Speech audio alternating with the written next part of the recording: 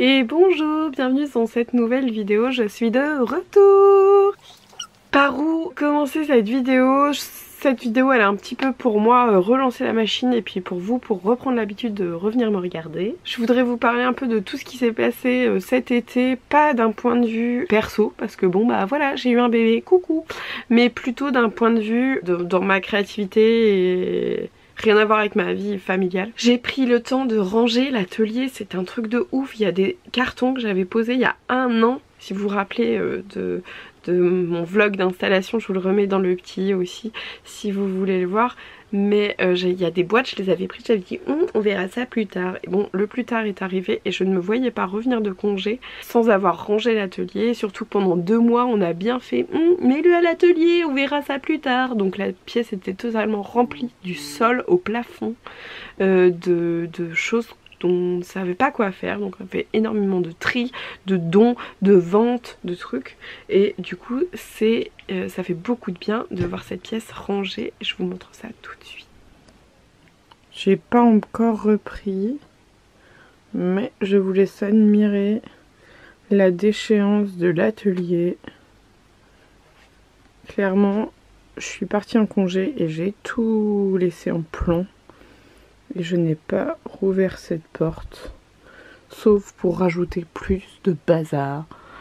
Donc il est temps, avant la reprise, que je range tout ça.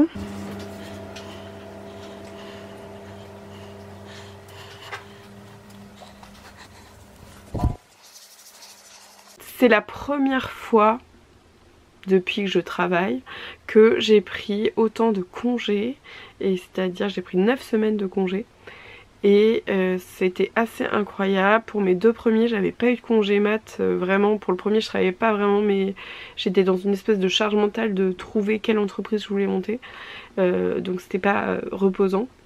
Surtout d'un point de vue mental. Et pour la deuxième je me suis arrêtée 1 semaine avant et j'ai repris 1 semaine après l'accouchement. Donc autant vous dire que ce n'était pas très confortable et je comprends pourquoi ma santé mentale en a autant pâti par la suite. Et là je découvre le bonheur que c'est d'être une jeune maman en bonne santé mentale. Genre tout le monde me dit que j'ai rajeuni. On dirait pas que j'ai un nouveau-né. Bon bah écoutez, il n'y a pas de miracle. La vraie raison c'est que j'ai pris du temps. Et la raison de plus c'est que mon mec est au chômage. Et donc du coup on est une team complète pour accompagner nos enfants dans ce monde. Et on va pas se mentir, ça fait une vraie différence. On s'étonne que la première cause de décès chez les jeunes mères c'est le suicide, mais franchement quand on a déjà vécu une dépression postpartum, on comprend en fait pourquoi. Et je ne comprends pas qu'en France on ne comprenne pas que il faut accompagner les parents, les jeunes parents, et qu'il faut que les pères prennent leurs responsabilités, le coparent prenne ses responsabilités.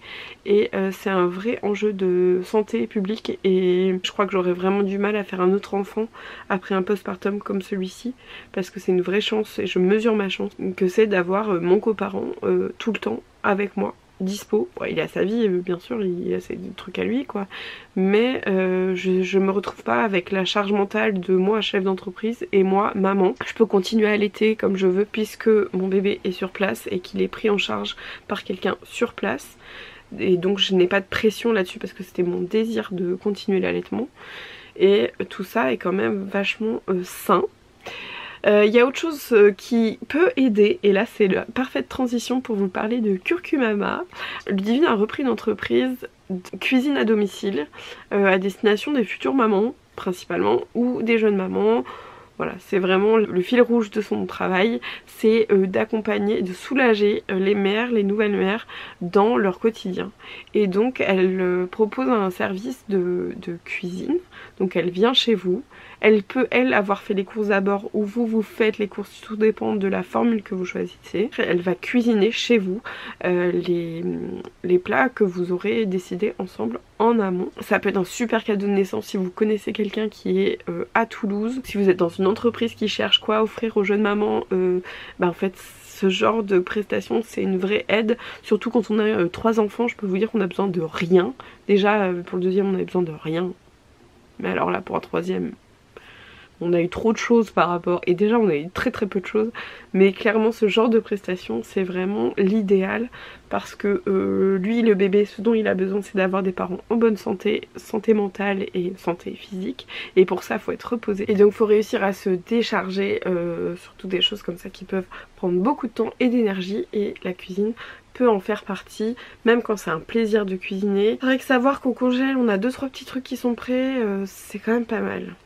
Donc je vous laisse aller voir son site, il est en description. Elle propose des formules soit pour le couple parental avant la naissance ou après la naissance, soit des plats familiaux comme ce que nous on a choisi parce qu'on a d'autres enfants à nourrir. Ludivine m'a gentiment offert cette prestation puisque on se connaît sur les réseaux depuis des années, puisqu'on se suivait quand on était déjà jeune maman expat aux US. On ne s'avait jamais pris le temps de se rencontrer dans la vraie vie, et il se trouve que toutes les deux on a atterri à Toulouse et c'était la parfaite occasion pour se rencontrer. Ludivine, si tu passes par là, je te remercie encore, on se régale chaque jour de tes petits plats. Cet été j'ai aussi reçu deux autres cadeaux. D'abord j'ai reçu ce livre de chez Hachette pour apprendre la broderie en un week-end. Je trouve le concept vachement sympa. Après, ayant écrit un livre de broderie, bon ben je vais pas y apprendre grand chose. Ceci dit, c'est toujours chouette de trouver de l'inspiration dans la créativité des autres, et je pense que je vais utiliser ce livre notamment pour remplir mon calendrier 2024 que j'ai à peine commencé. Suis-je en retard? Tout à fait. Voilà, donc je vous montre un peu un aperçu.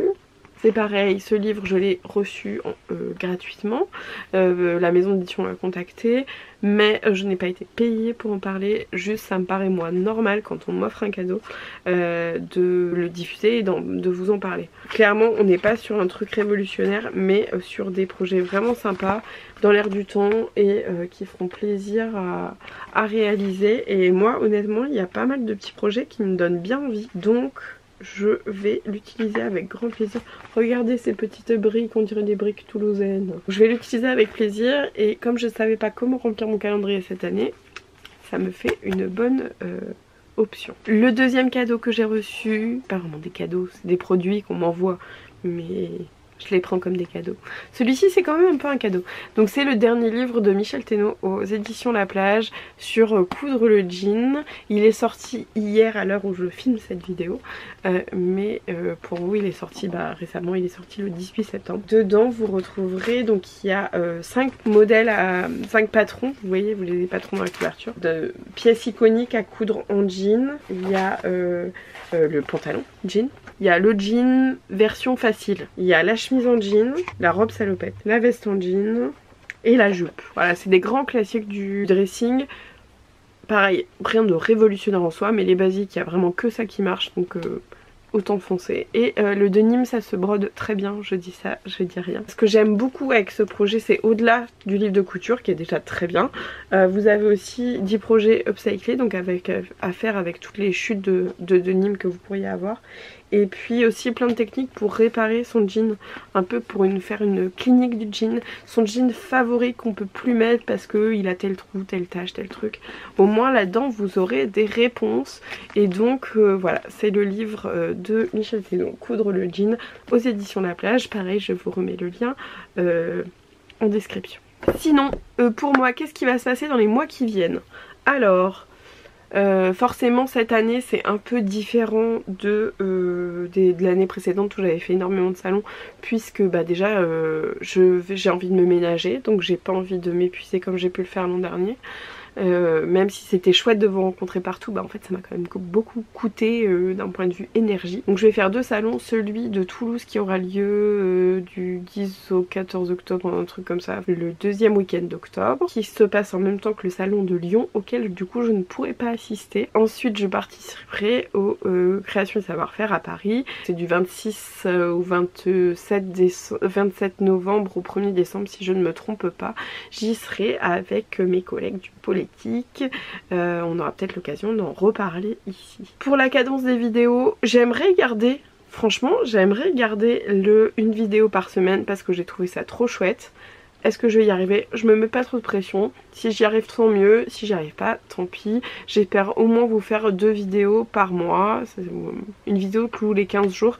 C'est le rendement minimum que j'aimerais avoir. Je vais peut-être avoir une stagiaire aussi, grande première pour moi, et donc ça va être une découverte humaine chouette, j'espère, et donc en tant qu'entrepreneur ça va aussi être intéressant. Je vais sortir quelques nouveautés là bientôt, pareil je vous tiendrai au courant de tout ça sur Instagram principalement, donc je vous laisse aller m'y rejoindre si ce n'est pas le cas. Dans les trucs nouveaux qui sont arrivés quand même pendant mon congé et sur lesquels j'ai pas pu rebondir, on a passé les 13 000 abonnés sur Instagram et ça c'est un peu dingue, et sur YouTube on est à ça d'être à 1000. Ouais, 1000 c'est que dalle, mais moi je suis vachement fière quand même. Vous l'avez peut-être vu si vous me suivez sur YouTube, mais est sortie cet été cette nouvelle collaboration avec Cultura, et cette fois c'est des éditions Big Bang pour une nouvelle couverture de livre brodé, et ça a été un très beau projet à faire. Si vous voulez en savoir plus, pareil je vous laisse aller voir la vidéo qui est sortie juste avant, au mois de juillet. L'une des petites folies que je me suis accordée cet été, c'était de prendre aussi le temps pour faire des do it yourself juste pour le plaisir. Genre j'ai fait un peu de couture parce que j'avais besoin de fringues, et j'ai aussi fait ce beau bouquet en perles à repasser. Dit comme ça fait un peu bizarre, mais en fait ça a été inspiré, cette tendance elle a été un peu inspirée par les bouquets qui ont été faits en Lego, et sauf que là ça revient beaucoup moins cher à faire, et c'est tout aussi sympa et ça vide tout autant la tête, et donc j'étais trop contente de prendre le temps de faire ce bouquet dont je suis hyper fière. Et j'espère que les petites images que je vous montre vous donnent envie. Si jamais j'ai publié sur le blog, déjà j'ai publié sur le blog un truc de ouf, j'ai publié quelques inspi et puis quelques modèles si jamais ça vous intéresse. Une dernière petite chose, on n'est pas revenu dessus parce que je ne sais pas, vraiment mon congé est tombé au bon moment. Ça m'a vraiment aidé à débrancher dans ma tête, ça commençait à devenir un petit peu trop oppressant pour moi, j'avais un peu de mal à gérer ça. Je vous remercie pour toutes vos participations à la manif brodée que j'ai reçue. J'ai fait plusieurs restitutions un peu à droite à gauche, mais je vais en refaire une parce que de toute façon, vu le climat politique dans lequel on vit, il y a encore plein de raisons de protester. Donc je vais m'occuper de ça, et je vous remercie encore d'avoir cru en ce projet collectif parce que moi ça m'a fait vraiment beaucoup de bien, et j'ai été contente de voir que ça vous a aussi été utile. Donc merci beaucoup. N'ayez crainte, je n'oublie pas. Merci beaucoup d'avoir pris le temps de regarder cette vidéo. Je vous donne rendez-vous dimanche prochain, je l'espère, pour un nouveau tutoriel cette fois parce que la vidéo est déjà filmée.